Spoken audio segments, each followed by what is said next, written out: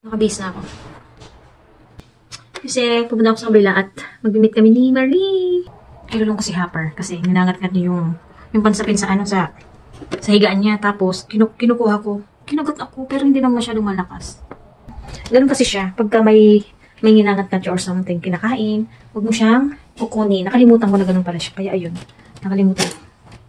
Kaya ang ginawa ko, nilagay ko siya sa loob ng cage kasi bad siya. Okay, lalabas na ako. Dadalhin ko yung basura. Makulit, maiwan dyan. Nag-iingay na si Hopper sa loob. Grabe yung eyebag ko talaga. Susunod si Angel sa school, tapos diretso na ako dun sa kabila. And ang labas ni Angel ay 1:10 PM. Then ay 12:43. So, sakto lang. Nafe-feel bad naman ako kay Hopper, kaya lang, mahirap nga siya isama unang-una. Ang dami niyang buhok. Diyan, kakalinis ko lang sa likod. At wala akong maayos na panlinis. Pangalawa, hindi siya friendly. Lagi siyang kumakawal sa mga tao. Kahit naglalakad, nagbabike. Ewan ko ba dyan? Bakit ganyan siya? Nandito na ako sa school. 1:02 pa lang. Mas gusto ko kasi yung maaga kaysa late. So, dito na ako maghihintay. Dito ako sa medyo malayo kasi mamaya pag nandito na sa Angel, pupunta ako doon. Tapos mag-U-turn ako papunta sa Kilabianan. Kasi ano siya, 1, 2, 3 lane. Mamaya kasi kapag marami ng sasakyan, mahirapan ako pumunta doon kasi may paparating. Tapos may paliko. Ang first honor. Lumipat ako dito sa tapat ng school. Ayun yung school.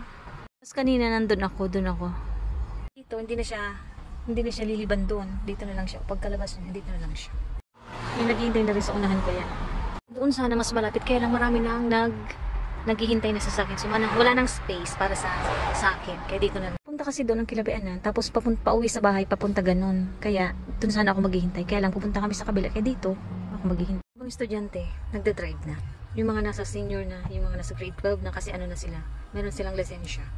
Yung parkingan ng estudyante doon sa kabila. Doon sa kabila pa. Dito yung mga staff teachers, mga ganyan. Si Junakis wala pa siyang lisensya. Hintayin na lang namin mag-18 siya para kasi minor pa siya eh. Marami pang mga kailangan naman kung ano-ano. So pag nag-18 na siya, hindi na niya kailangan yung kaya sa pag-18 na lang niya siya magkukuha ng driver license. Tsaka mahal yung insurance kapag minor. Ito na siya. Tadam!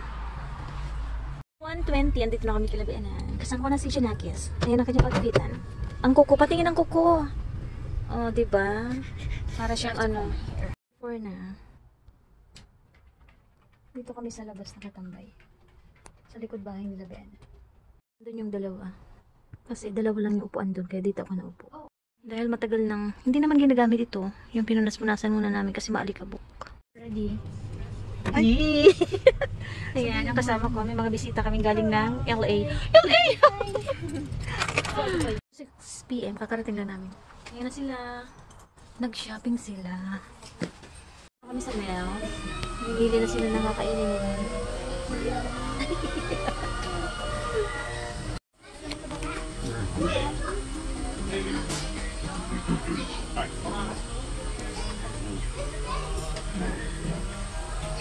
Ito yung order ko soup. Ito yung Angel.